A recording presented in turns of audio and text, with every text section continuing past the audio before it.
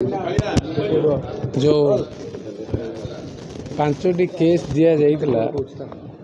पूर्वर गोटे केस रे एपीआर ही आज कोर्ट माने और कोर्ट पर डेट अनुजाई आज आउ 4टी केस रे प्रोडक्शन में थिला आज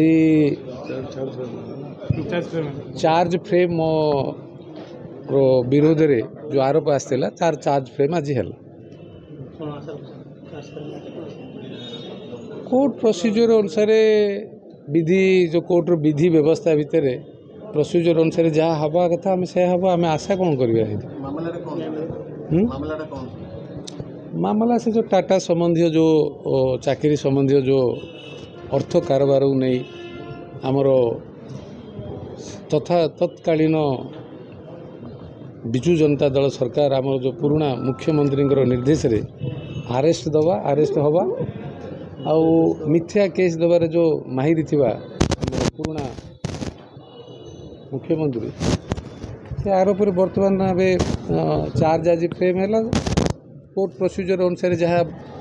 निर्देश बाहर ताको सामना करिया पड़िबो पूर्व कहते केस आम उठे दो आज पुणी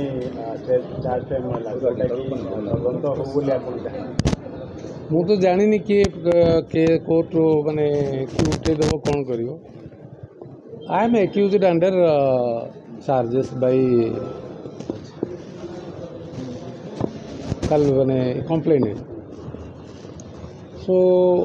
as per the procedure of law